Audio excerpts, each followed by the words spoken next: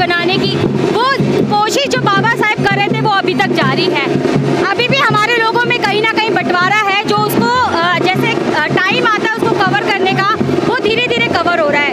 आप है, हम ग्राउंड पर देखते हैं तो लोग कहीं ना कहीं आज भी वो चीज़ छोड़ने को तैयार नहीं है। बाबा साहेब ने महिलाओं के लिए कितना काम किया, लेकिन आज भी हमारे घर की जो महिलाएं हैं, जो बहुजन समाज से आती महिलाएं, वो कहीं ना कहीं पूजा पाठ में अटकी हुई है। वहाँ से निकालने के लिए हम ना जाने कितनी ही चीज़ें कर रहे हैं और लगातार हम उसको कर रहे हैं। बाबा साहेब ने महिलाओं को लेकर देखो हिंदू कोड बिल बनाया, उन्होंने RBI की स्थापना की, और आज इस तरह से जयंती आप मेरे आगे पीछे देख सकते हैं क्या माहौल है, नीला है हर जगह। बहुजन समाज के लोग नहीं, यहाँ पे सब समाज के लोग आए, लेकिन बात वही आ जाती है, जब संगठित होने की बात आती है तो सिर्फ 14 अप्रैल का दिन होता है जब बहुजन समाज का संगठित होना दिखता है, बाकी दिन वो चीज़ कहीं ना कहीं गायब हो जाती है। तो क्या वजह है, संगठित क्यों नहीं हो पा रहे? बाबा साहब ने भी कहा संगठित रहो, शिक्षित बनो, तो वो नारा क्या कारगर साबित नहीं हो पा रहा? देखिए, बाबा साहेब ने जब कहा था कि शिक्षित रहो, संगठित करो, संघर्ष करो, तो वो दिख रहा है, लेकिन मैंने कहा ना, अभी हमारे समाज को बहुत चीज़ें करनी है। हमारी जो आने वाली पीढ़ी है, हम उसको कर रहे हैं। हमसे पहले जो पीढ़ी थी वो अपने समय पे कर चुकी है और कर रही है। हमें बदलाव लाना है क्योंकि हम युवा पीढ़ी है।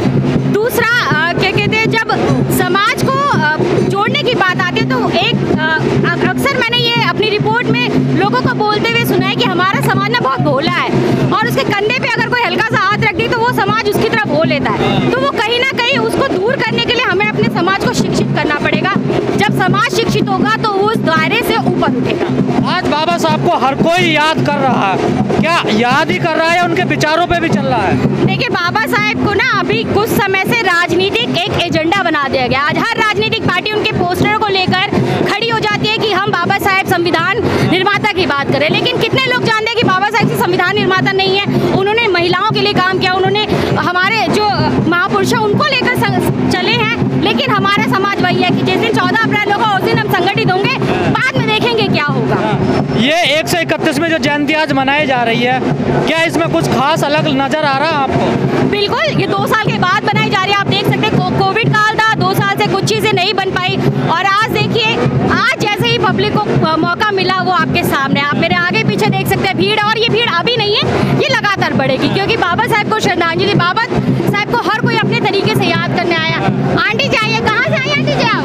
मंगोलपुरी से। देखिए, मंगोलपुरी से। दिल्ली के हर कोने से लोग आज बाबा साहेब को याद कर रहे हैं, और दिल्ली क्या, उत्तर प्रदेश, विदेशों तक बाबा साहेब की जयंती को अच्छे बहुत धूमधाम से, जिसकी जैसी इच्छा बन रही है वो उस तरह से सेलिब्रेट कर रहा है। लेकिन इस बार बीजेपी ने भी कहा कि बाबा साहब की जयंती बड़े धूमधाम से मनानी चाहिए।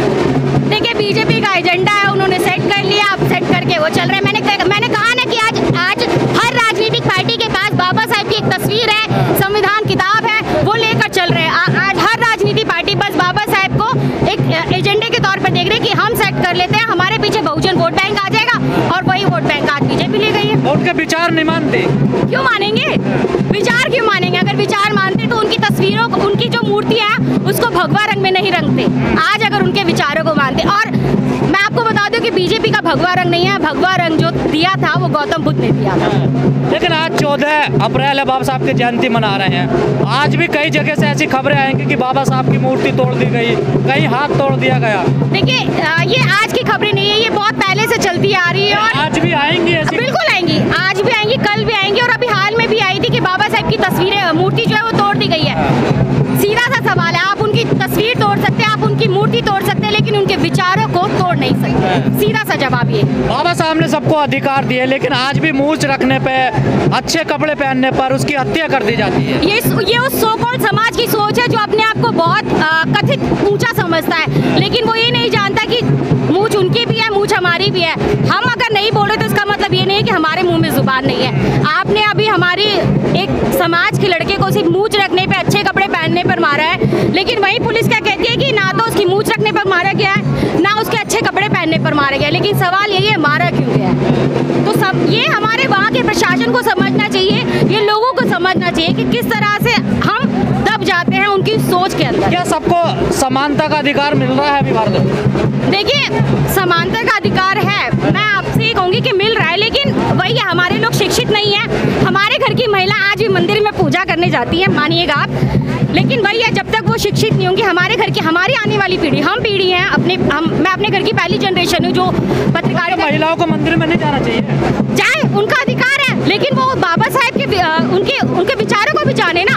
उनके घर में कितने पुरुष हैं जो बाबा साहब के विचारों को महिलाओं तक कन्वर्ट कर रहे हैं? कितने? बाबा साहब ने तो कहा मैं नहीं मानूंगा ब्रह्मा विष्णु को, वो नहीं मान रहे। तो मैंने वही कहा ना, ये महिला या संविधान में क्या कहा है? आपको अभिव्यक्ति की आज़ादी, आप कुछ भी कर सकते हैं, लेकिन आपको बाबा साहब के विचारों को भी जानना पड़ेगा। जब भी आप क्या कहते हैं, अपने आप को सशक्त कर पाएंगे, संगठित रह पाएंगे, और संघर्ष तो हम कर ही रहे हैं। आज हम यहाँ दिल्ली में तो मना रहे हैं जयंती, लेकिन अभी मेरे पास कई जगह से फ़ोन आए जो गाँव है दूर दराज है कि भैया हम जयंती मनाना चाहते हैं पर यहाँ अपर कास्ट के लोग हमें मनाने नहीं दे रहे हैं। ये पहला मामला नहीं है, मैं आपको बता दूं गजेंद्र, ये न जाने कितने सालों से चलता आ रहा है। मेरे गांव में भी, मैं गौतम बुद्ध नगर से हूँ, मेरे गांव में भी सिर्फ मूर्ति रखने को लेकर ठाकुर समाज के लोगों ने कई समय तक बवाल काटा, और उस बवाल का जवाब ये रहा कि अभी तक हमारे गाँव में मूर्ति रखने को लेकर चीज़ें चल रही हैं, पर देखिए कब तक चीज़ें होती हैं। क्या संदेश देना चाहोगे आज आप?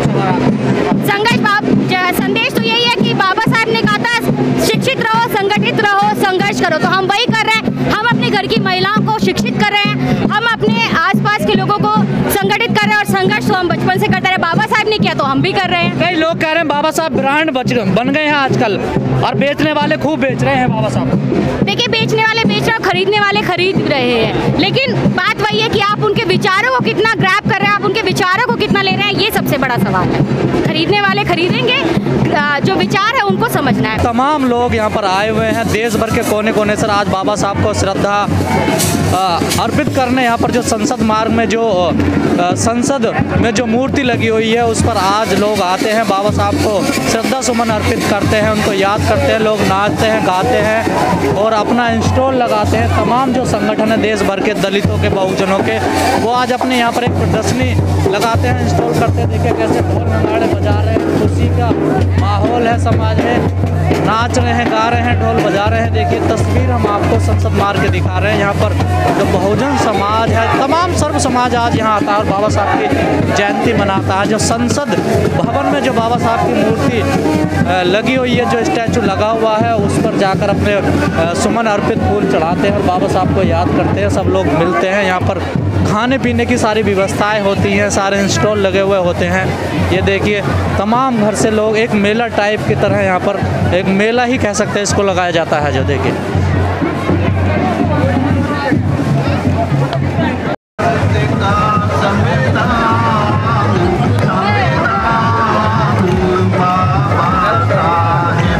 मैं दिखाई दे